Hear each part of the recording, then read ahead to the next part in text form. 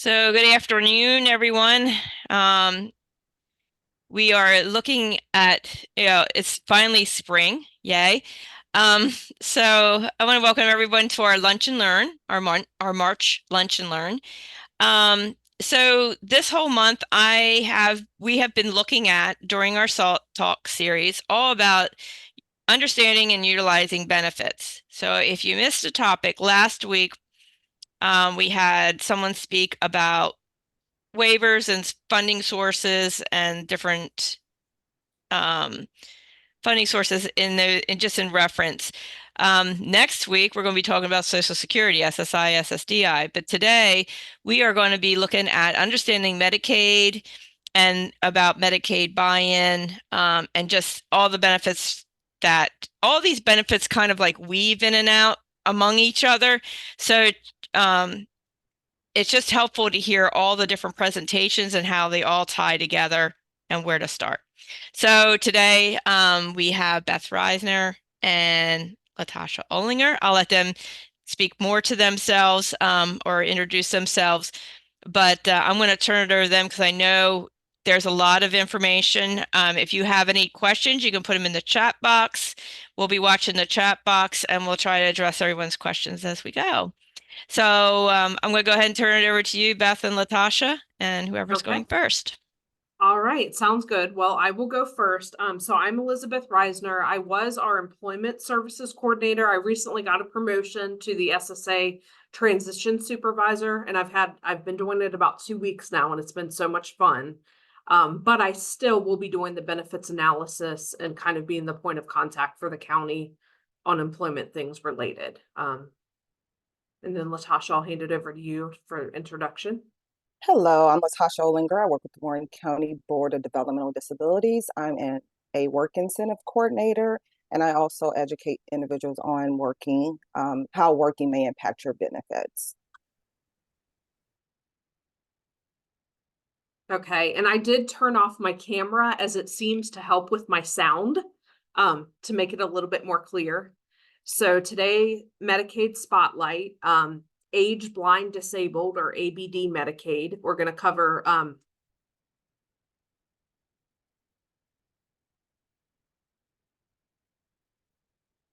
okay, thank you, Latosha. It's going a little crazy there. Okay, so here's the topics we're going to cover: age blind disabled Medicaid ABD, home and community-based waivers, SSI Medicaid, 1619B Medicaid, Medicaid buy-in for workers with disabilities, or you may hear it termed MBIWD.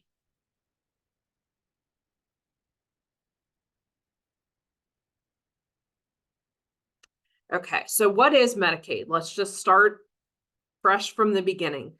Medicaid provides health coverage to children, pregnant women, parents, seniors, individuals with disabilities, and individuals with low income below a certain income level. To be eligible for Ohio Medicaid, an individual must meet the following criteria: resident of the state of Ohio. So unlike food assistance, Medicaid travels with you from county to county. So let's look into our first. I'm sorry, Beth, for some reason it's clicking faster than it should be. It's okay. I try to talk quick, but not that quick. So let's cover ABD Medicaid. So to qualify, you must be age 65 or older, legally blind or disabled. In 2024, and these are hot off the press need standards, have countable income at or below $943 for an individual, or if a couple is getting SSI, it would be $1,415 as a need standard limit. Resources below $2,000 or a couple $3,000. And we did have links embedded in the PowerPoint just for you that get into more specifics over the basic requirements. So we'll have a copy of this available, and then you can use those links at your discretion. Okay, next slide. Okay, so now let's talk about low income need-based Medicaid. Medicaid for individuals with low income and resources. To qualify in 2024, countable income must be at or below $943 a month or $1,415 for a couple. Resources below $2,000 or $3,000 for a couple, and meet basic Medicaid requirements, which we have, again, a link embedded there for you. Okay, Medicaid coverage for individuals entitled to SSI, also known as Supplemental Social Security Income. Individuals eligible for SSI coverage contact the local job and family service to confirm enrollment, keep resources below $2,000 to maintain eligibility, and then again, a link on that particular type of SSI-based Medicaid. But it's essentially all you need to remember is that if you receive even $1 of SSI, you are automatically eligible for Medicaid.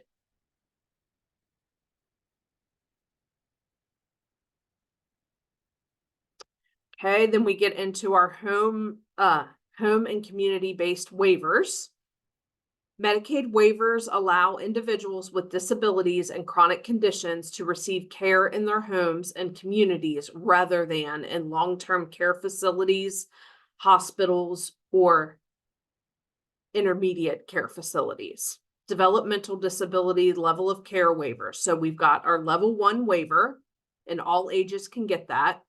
The level 1 waiver is for individuals who do not need a lot of paid support staff or services provided. Waiver services are incorporated into each person's service plan, or now you'll hear it called the Ohio ISP, based on the level of need identified in their assessment. The local county board of DD conducts the assessments for level 1 waivers. Individual options waivers. That goes for all ages. The individual options is also called the IO for short. The IO waiver is a more comprehensive type of waiver. It's for individuals who may need a lot of help in their home or who have a need for different services. The waiver services are incorporated into each person's service plan and based on the needs identified within their assessment, and the local county board conducts the assessment for the IO waiver. The self waiver, all ages qualify. Inpatient psychiatric services and level of care waivers. So that's our next category is Ohio RISE, which is somewhat new, but you need to be under the age of 21. This waiver is intended to keep families supported in the community with a goal to prevent institutionalization. Care coordination is provided by Aetna, the Ohio RISE plan or managed care entity, the CME. And we also have Aetna in this area, who is a tier 1 and tier 2 provider. To qualify, you must meet level of care, must have countable income less than $2,829 a month in 2024. And keep in mind that does increase a little bit each year. Or use a qualified income trust, a QIT, to set aside your excess income. Resources at or below $2,000. And parents' income and resources will be waived / excluded when determining the eligibility for children.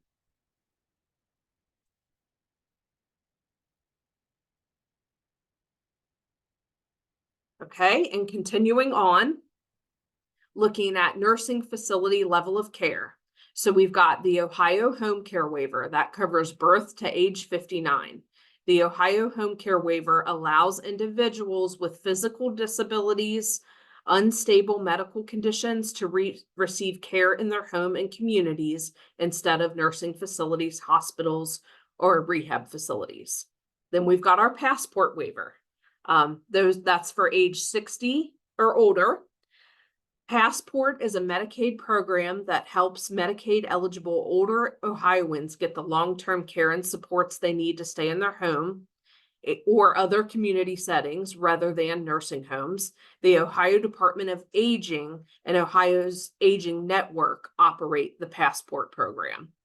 And then lastly, but not least, the assisted living waiver. And that is for those aged 21 or older. Ohio's assisted living waiver program covers care in assisted living facilities for eligible Ohioans. Assisted living combines a home-like setting with personal supports and services to provide a more intensive care than is available through home care services. So it's a little bit more intense.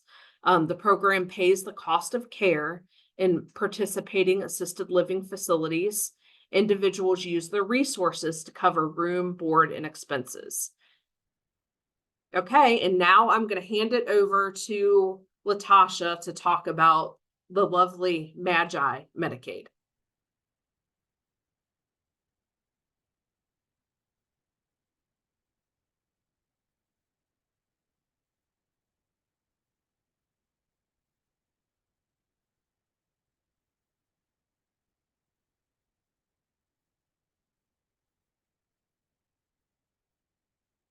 Latosha, are you there?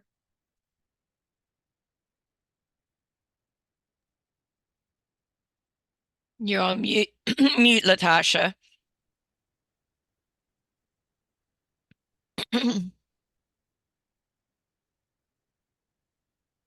Okay, well, she may be having a little trouble with her audio. So I'll go ahead and take it over. Can you guys still hear me okay? Yes. Sorry about that, everyone. Oh. I couldn't get the bar to come back up. I apologize. We all know how that is. My apologies. So now I will discuss the Magi Medicaid for adults, children, and families. And if you can give me a moment, I'm having some issues with my screen. I have the video pulled up, and for some reason it's moving every time I move my cursor. So I'm gonna put that down there, and hopefully I won't have any further issues. Okay, so MAGI stands for Modified Adjusted Gross Income. MAGI-based budgeting is used to calculate a person's household size and income using federal income tax rules and a tax filer's family size to determine eligibility for Medicaid. The MAGI Medicaid program is part of the Affordable Care Act. Who is potentially eligible for MAGI Medicaid is someone that's single, childless, a childless adult, someone who's married, a childless couple, families with children ages 19 and under, and children under the age of 19, excuse me. The next category of Medicaid we're going to discuss is called 1619B Medicaid, and that is continued Medicaid coverage for individuals that are currently receiving SSI benefits and they work themselves off of a cash payment. So this is great for individuals who are working and have concerns about losing Medicaid due to their earnings. This provision continues Medicaid coverage for most working SSI beneficiaries. It provides continued Medicaid coverage at no cost if earnings alone or in combination with other income are too high to receive a supplemental income payment. In 2024, individuals can have an annual gross earnings up to the threshold amount of $40,936 and be eligible for 1619B Medicaid. To qualify, the individual no longer is eligible for SSI payment due to employment earnings, still have a disability, and continue to meet Social Security's definition of disabled, need Medicaid coverage. And that pretty much just means that the individual has to indicate that they're going to need Medicaid coverage at some point in time. If an individual indicate they're not going to need Medicaid coverage, then that will most likely could risk them being able to continue that Medicaid coverage if they report that they will not need Medicaid coverage. The resource limit for this level of Medicaid is also $2,000. So it's important for individuals to maintain their assets under $2,000 unless they have money, unless they're putting that money into a stable account, for example. Here are some links that you can gather additional information regarding 1619B Medicaid. The next level of Medicaid we're going to discuss is Medicaid Buy-in for Works with Disabilities program. And this is also a nice program for individuals who are disabled and working who have concerns about losing eligibility for Medicaid. It's another safety net to continue Medicaid coverage. The Medicaid Buy-in for Workers with Disability program allows individuals with disability who are working to qualify for Medicaid coverage with higher income and resource limits and buy into Medicaid by paying a premium based on income. And some individuals may not receive a premium. The premium amount is based on their income, and if an individual is earning less than 1889, I believe that's, or 1863 for this year. I have to confirm that, but I think that's the amount. Then they would not receive a premium for the month. I think we left that out that slide, so I apologize for that. To qualify, an individual must be a U.S. citizen, be between the age of 16 and 64. However, this year there is some rules that's going to be coming out soon regarding an expansion of the Medicaid buy-in for individuals who are older than 64, because there's a ton of people that's currently still working beyond this age. So they are working on trying to expand this Medicaid buy-in for those working individuals. You have to be disabled. You have to be employed. If you are currently employed and you lose employment, as long as you have intentions on returning back to work, you can continue this Medicaid coverage under the MBIWD. To meet financial guidelines for the program, your annual countable income must be less than 250% of the poverty level, and that amount for this year is $3,138. And you must have resources under $14,848 for the year 2024. Every year, the amount will increase slightly. How to apply for Medicaid. There's several different ways that you can apply. You can apply online. You can also apply by mail or in person at your local Job and Family Services office. You can download the application. There's a link here where you can download that information. You can also apply by phone by calling the Medicaid Consumer Hotline. You can also visit this link here for families and individuals that are looking to know how to apply. This link provides step-by-step instructions on how to submit the application for Medicaid. This slide right here, just provide information on where to go, where you can get some additional information regarding Medicaid. Of course, there's the Medicaid hotline where you can call and speak to a live person to address your questions, or you can visit these links for additional information. You can also contact your local Job and Family Services. They'll be able to answer questions for you as well. Here are some additional resource links for Medicaid, how to check your eligibility, information regarding the application process, what to expect on the application process. We also provided a link for DB 101. It's a great resource for individuals that are working and trying to get a rough estimate on if their employment may impact their benefits. There's information here regarding the home and community-based waiver. It's a nice YouTube video that kind of walks you through the steps regarding the waiver.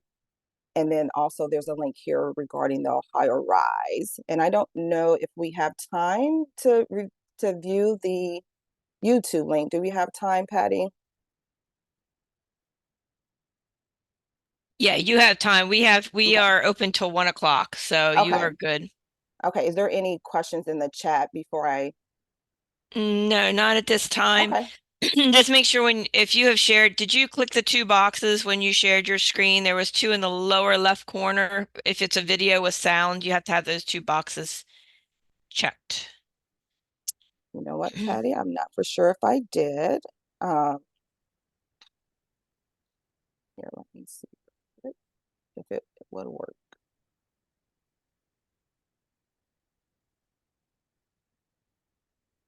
I also, while she's looking for that, I dropped the most recent numbers for the Medicaid need standards for this year.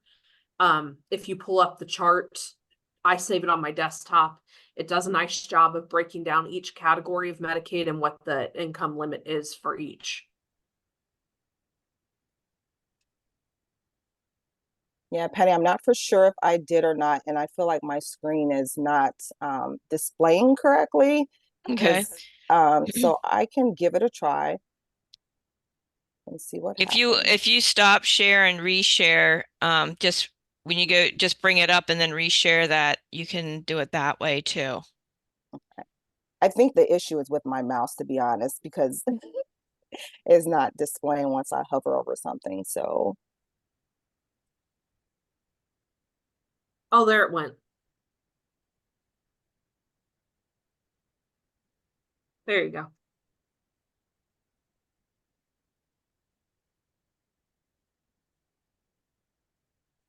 not reached.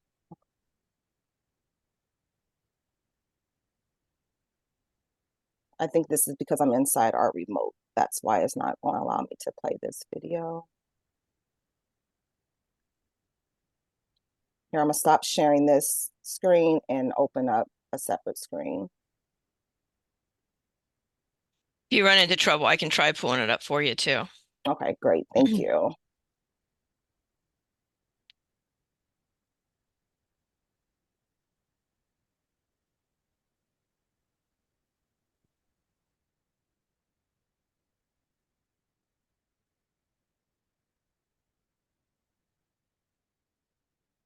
If anybody has any questions, feel free to put them in the chat while we are pulling this information up or while we pull up this video. I know Medicaid and Medicaid buy-in and anything related to Medicaid can be very confusing. So if you have a question, don't hesitate to ask. It is a big topic. Just understanding it and getting through it, especially when your child works, it's one of those scary moments of, you get all those resources or benefits in line and then they get a job and then what happens? Okay, Patty, I'm going to give this a go. Let me know if you can hear it. Okay. Share it first. Share and then check those two boxes.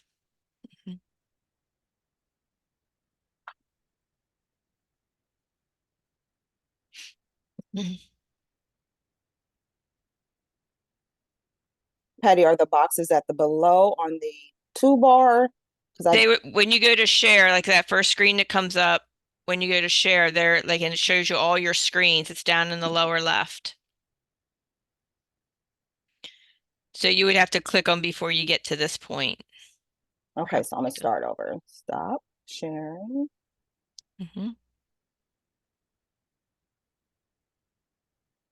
And then when you pull it up, when you go to share a new screen, look for the two boxes in the lower corner and then click Oh, the I see it screen. now. Share sound. Yes, I do. Yeah. Thank you. And you click both of them. Waiver programs, a Griffin Hammis production tailored for Ohio. I just finished high school. Yay! And I want to live an adult life now. I'd like to get a job, maybe as a scientist, and move out of my parents' house. But I'm gonna need some help. I just don't know where to start looking. Congratulations on finishing high school. It's great that you want to work and move on from your parents' home. To get help, have you heard of Medicaid waiver programs? I think I've heard of Medicaid, but not waiver programs. What are they? A Medicaid waiver program gives people with disabilities the help they need to live and work in the community instead of in institutions. That sounds like something I could use. How do they help people? That depends on which Medicaid waiver program a person uses. In Ohio, there are a number of programs. 3 of them are for people with developmental disabilities. What's a developmental disability?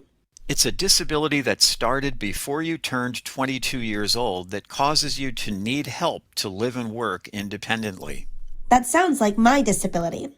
So, what are the 3 programs that might help me? They're called Individual Options, Level 1, and Self-Empowered Life Funding, or SELF. Individual Options, called IO for short, is a good fit for people who need a lot of help or many different kinds of services. Level 1 is a good program for people who don't need much help from paid staff. Usually, people who use Level 1 need help with only a few things, or they have help with some of the things they need from unpaid people like family, friends, neighbors, and coworkers. And SELF works well for people who want to be in charge of some of their services. SELF lets you or someone you choose be in charge of hiring and training the people who provide your services and to manage the budget for your services. I think at least one of those programs could work for me. Can anyone with a developmental disability get into one of those programs? Not everyone. You have to meet 3 requirements. You need to have a developmental disability that affects your ability to live independently. You must need at least one service offered by the Medicaid waiver program, and you need to qualify for Medicaid. So I do have a developmental disability, and I do need services. I don't have Medicaid. Is there a way I can get it? I'm not even exactly sure what it is. Medicaid is state government health insurance. It pays mostly for medical services, but in Medicaid waiver programs, it also pays for services you need to live and work in the community. There are lots of ways you can get Medicaid if you have a disability. For example, if you get supplemental security income, called SSI for short, which is a cash benefit for people with disabilities who don't have much money, then you automatically qualify for Medicaid in Ohio. If you have too much money to qualify for SSI, like if you get too much SSDI, you might qualify for Medicaid in a way that's just for people in Medicaid waiver programs. And if you don't get SSI but you're working, you might be eligible for Medicaid through the Medicaid Buy-in for Workers with Disabilities, or MBIWD. There's another video about MBIWD on this site. To learn more about how you can qualify for Medicaid, go to benefits.ohio.gov. Well, I applied for SSI. You mean if I get approved for SSI, I'll get Medicaid along with it? That's right. And then you'll meet the 3rd requirement to get into a Medicaid waiver program. Okay. Is there an age limit for Medicaid waiver programs? No, you can be any age and qualify. Ready.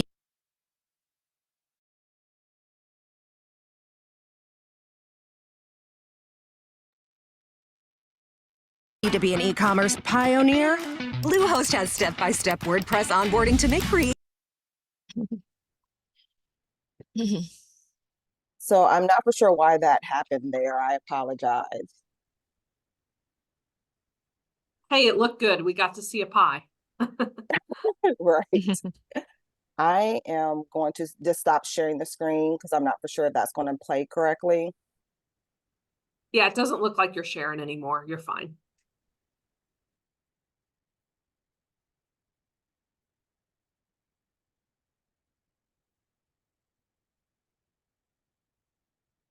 And it broke up a little bit, but it's benefitsohio.gov. So for those of you that couldn't hear it very well, it also DB 101 is a great resource. And the link is provided there, so you can definitely go and click on it and be able to view the entire video. Hopefully you won't have the issues that I had. Yeah, and I also think, what's helpful about the PowerPoint is you can determine, what category of Medicaid that is best suitable to you or the person that you're helping, and then read more in-depth information on it there. We just kind of gave you a high-level overview because there are so many different types, and hopefully you can narrow it down, to your specific situation. But if anybody has any questions, let us know. I know it's a complex topic. It looks like there is a question there in the chat box. Please confirm, did it say, and referring to the video, I believe, if you qualify for SSI or SSDI, you qualify for a Medicaid waiver? No. So with the Medicaid waiver, that is done through the county board, and what you would have to do is contact your SSA if you have one, or your local county board, and we have specific staff that are trained in the waiting list assessment, and they go through that with you, and then that determines your level of need. So that is how the waiver is determined. in whether or not you get the level 1 or the IO or the self. Did I miss anything that you wanted to add, Latosha? No, only thing I would just add is the qualification as best is separate from SSI and SSDI. Yeah. In order to receive waiver services, you do have to qualify for Medicaid services. And I think for Latosha or Elizabeth, if you would try for, let's just say your child is late in high school, they try for Medicaid or a waiver, but then they get a job, that kind of puts their priority at a different, it changes that maybe they can apply then for one of the waivers just because of the job situation, correct? Like a Yes. level 1 or, yeah. Well, the category of Medicaid, they would switch on to MBIWD, and MBIWD was created for the sole purpose to protect people. They don't want to punish someone for becoming employed. They want to let you keep that same level of coverage at a higher income threshold. So if you take a look at the chat, as long as income is under $1,883, you can get, or wait, that's SRS Medicaid. I'm sorry. MBIWD, $1,883 a month. You have no premium, but Correct. you can make up to 250% of the federal poverty level, which is $3,138 a month, and still qualify. And the premiums are minimal, because what they do is they subtract it. They take the amount of money that you're earning gross and subtract it from the 150% need standard times, I believe, is it 10%, Latosha? Yes, it's 10%. 10%. And it's if some individuals may earn a little bit more than that, and there are some additional income disregards that Job and Family Services can apply to them as well. Like there's up to a $20,000 income disregard that they can apply for Yes. individuals that's have those higher earnings that's above the standard income limit. And Latosha, we should probably touch on the SIL level, which is it stands for Special Needs Income Limit. For those who have a waiver, they have to keep earnings under $2,829 gross. So there is a distinction there when you have a waiver to keep it under that amount, under the SIL level. Because I know sometimes people get confused with that, and I can completely understand why, Right. because there's so many different, you know. And if someone is over that level, they can enroll in the qualified income trust to maintain eligibility for Medicaid services, for the waiver services. And with the qualified income trust, every dollar over that limit will need to be placed into that qualified income trust in order to maintain eligibility. And those funds into that account can be used for approved medical expenses. Now you mentioned an income trust. Is that how is that tied then separately that you have to open, or is that through Medicaid? It's through Medicaid, but it is separately. You have to pretty much initiate that qualifying. Though Job and Family Services will notify you if you would need to open up a qualified income trust in order to maintain that Medicaid eligibility. And you would have to report they'll tell you what needs to be put into that account, and you would have to provide reporting information regarding the amount that's in there every year when they do the annual reviews as well. Yeah, and you'll have to turn in a current 30-day copy of your bank account statement every time you renew for Medicaid.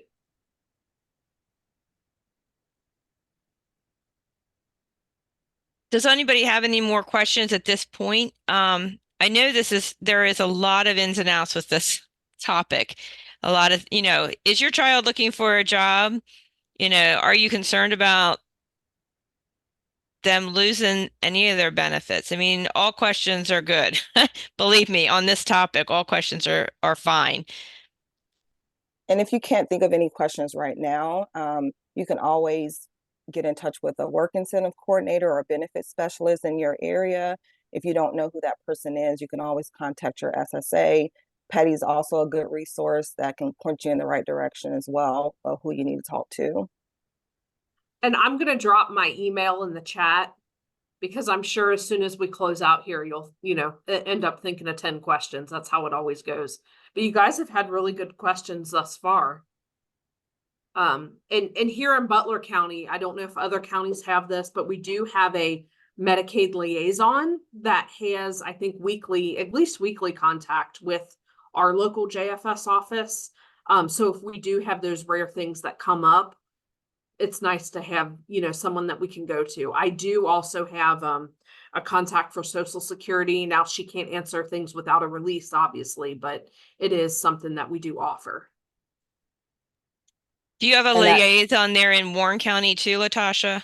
we do have someone that is in that a similar role as well. That's through our SSA division.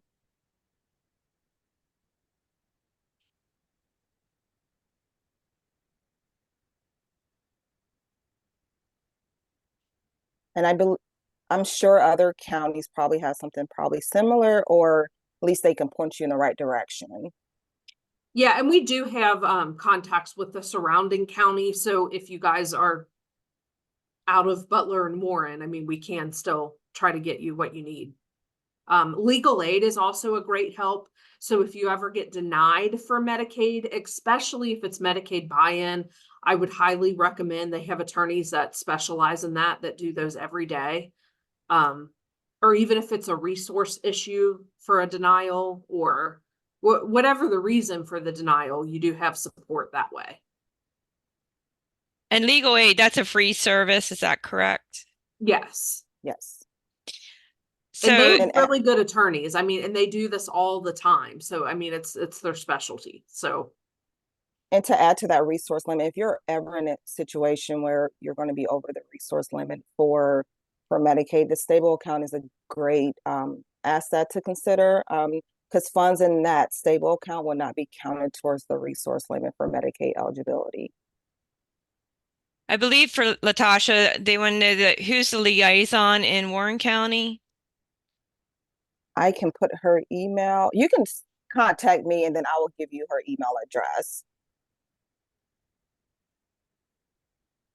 And I think I put my email in it. So I think as a parent, or if there's an individual with disability, your best if you're connected with the County Board of Developmental Disabilities, whichever county it is, start with your SSA or transition coordinator, and just talk to them about waivers. And I believe if this would come up if they would do a benefit analysis too through their county board. Would that be correct, Latosha or Beth? yes, anyone in Butler County that is receiving SSA services can request a benefits analysis. And essentially what we do is we have you sign a release form. We send that over to Social Security. That gives us what we call a benefits planning query, a BPQI report that'll let us know what they're counting as your earnings. And then if you've used any trial work months, if you're on SSDI or SSI, most importantly, because a lot of times what I see happen is they're counting incorrect income, or maybe you had a job several months ago and they didn't end date it. And those are the mistakes that we see all the time. So getting that benefits analysis can give us a clear picture as to where they're arriving at with your monthly benefit amount. And then also we can give you all the parameters to maintain food stamp eligibility, Medicaid eligibility. So it's a really important tool to have anytime you get a job, or even when you lose a job and you're looking into getting another job. And that's the same for here for Warren County as well. We offer benefit analysis for individuals. Only thing I would also add to what Beth said, we will also verify your benefits through Job and Family Services, such as Medicaid and SNAP benefits, or if you have housing benefits as well. So we can give you the entire picture of how your employment will impact any of those benefits that you're currently receiving, in addition to Social Security. Yeah, and we are going to have a fear factor episode coming up that talks about how to report benefits properly. Because unfortunately, you have to report to JFS and Social Security both separately. And so a lot of times we see that people will report to one entity but not another. And then that causes their benefits to get disrupted. So do you know what date that's on, Latosha? It would be the 26th. So the 26th of March at 1 o'clock. No, I think it's earlier than that. Hold on 1 second, I can pull it up. If you have a flyer, you can forward it to me, or you can drop it in the chat. Either way, but Yeah, absolutely. you could forward to me as well. This is one of those topics you can't just hear it once. It's one of those topics, just like Social Security and many other things that we have to deal with. I've been doing these sessions since forever. And it's like I always learn something new, things change. So if it's overwhelming, you're not alone. Well, things always change. Yes, every year. I mean, it seems like we get something, but some positive changes with MBIWD is they are looking at increasing the age limit, because right now it only goes to age 65. As you know, most people are working longer and longer. And so it would support, I don't know if they're going to just take away the age limit. That's what I'm hoping for, but that way people don't feel restricted once they turn 65 of what they're going to do. And that presentation for reporting will be on March 26th at 9 a.m. And Patty, I can get the link for you to share. I just don't have it readily available right now to put it in the chat. Yes. So that will be done by Latosha Paula from Erie County, I believe. She works for the COG, Clearwater Okay. COG, yes. And then Clearwater Beth will be on the panel. Jeannie Hall from OOD will be on the panel as well. So we have a ton of people that's going to be on that panel to filter questions in addition to the presentation. Yeah, because a lot of times when we see that people aren't getting benefits, it's either because they've been denied wrongfully or they have the wrong information in the system. So I think that presentation will help alleviate that for a lot of people. And I should also note for Medicaid in general, when someone's on Medicaid and they start working, it would be, like Beth mentioned earlier, to make sure you report your new employment and your income to Medicaid. And at that point, the JFS workers there will review your case file to determine if you will stay in your current Medicaid category or if you would move into a different category of Medicaid.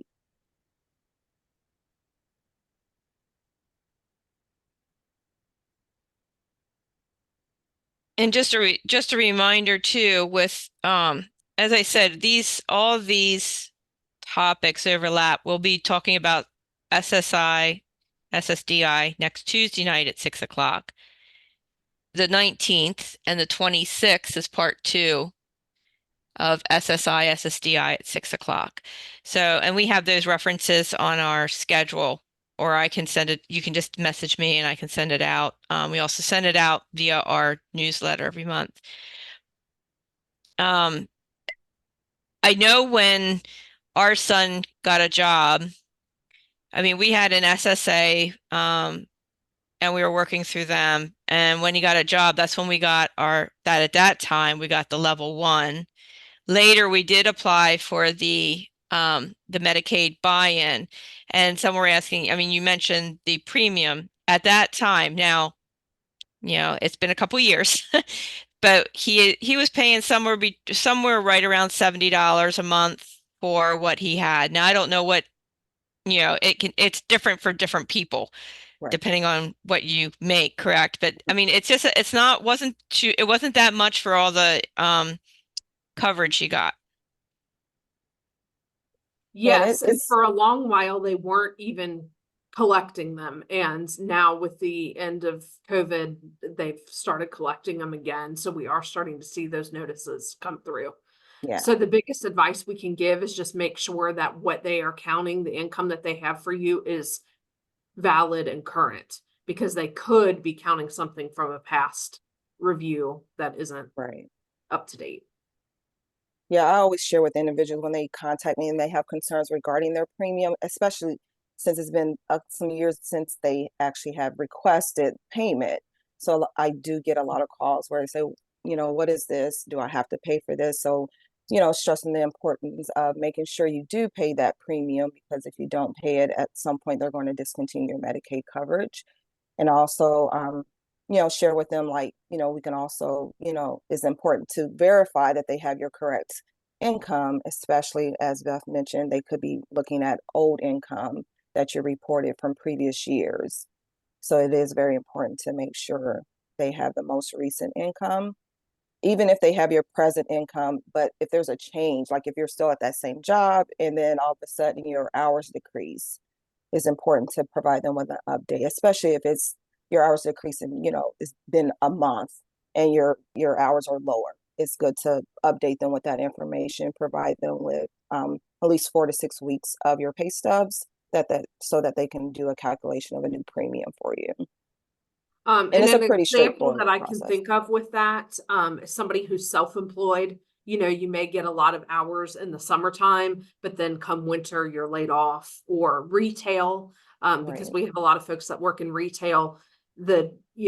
January through March is pretty slow to where their hours may be cut. So those are good times to resubmit, and then maybe even apply for food assistance if you hadn't previously done so, because Yeah. it could be possible that you'd qualify. Yeah, that answered my question, Beth, was so many of our kids work in the retail setting, and you Yeah. have Christmas holidays are up, then January it falls, or, whatever. Mhm. It fluctuates so much for those who work in retail. Yeah. Yeah, And you always have the right to turn in the current picture. Even if, say, my review isn't due for another 6 months, I still have that discretion to turn in pay stubs. And anytime you're applying for a new service, you would have to do a new application, but it'd be completely worth it for that time period. Now, do they look at months earnings, or do they look at because like some months have that extra pay in it and stuff. Are they Yeah, so looking? they actually have a conversion that they use. So if you're paid weekly, they will take your pay stubs, add them together, multiply it times 4.33. And then if you're paid bi-weekly, it's times 2.15 to account for that fluctuation. right. And then I would say, with food assistance, make sure that they have your accurate rent that you pay, and that if you pay utilities, if you pay a phone bill, have all that documentation together to try to get the most that you're eligible for. There is a question in the chat box. Can an adult with a disability apply for food assistance or other resources if they live with someone else, or does it use everyone in the home's income? It depends on age. So 22 is kind of the magic age for food assistance. If you're living in the family home, has to be 22 or older. Anybody 21 or under would be considered eating with their parents. Now, if they live with a family member or friend that's not a parent and they're under the age of 22, then yes, they could apply on their own. But And then also, they will also take in consideration, especially if someone who is disabled, if you're fixing meals separately from your family members, over the age of 22, of course, then they could potentially look at that person separate, income separate from the entire household. Or if there's an yeah, older adult as well.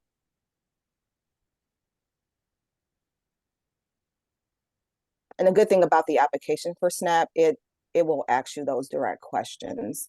If there's someone who's of age that's caring for someone that's disabled, so the questions are pretty straightforward for GFS to look at those different categories of qualifications for someone that might be living with other family members.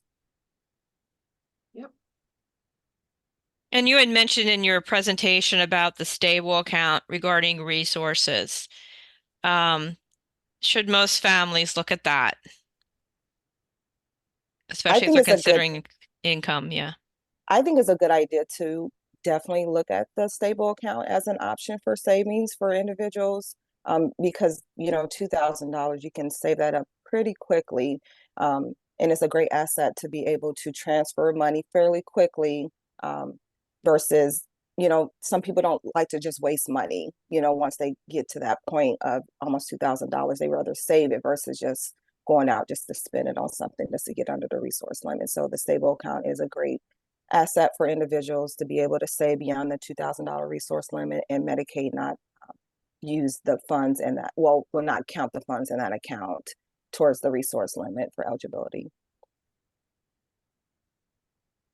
And I think that comes into play very important, especially as you look at a job, and the resource limit. I mean, down the road, they may want to buy a car. They may live independently. You need to have that backup resource.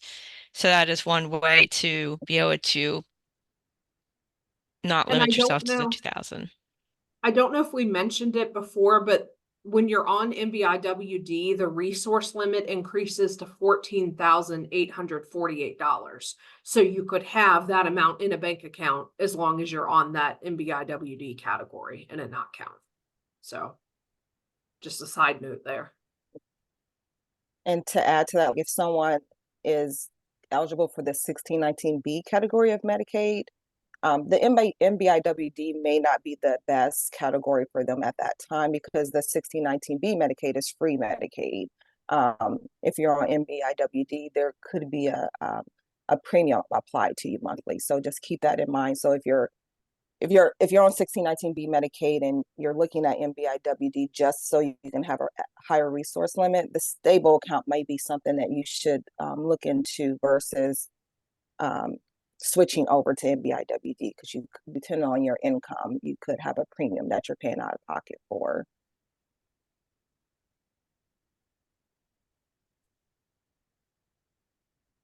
Yes, I think that's a great point to bring up. And again, that's what that's intended for. The 1619B protects you when you get a job. If no one has any other questions, we're going to wind it down. I want to thank for those who attended and for those who are listening. We did record it. For those who might be listening later, I want to thank Elizabeth and Latosha for presenting on this topic. Again, if after listening or after today you come up with a question, feel free to reach out to either one of them. They put their email in the chat.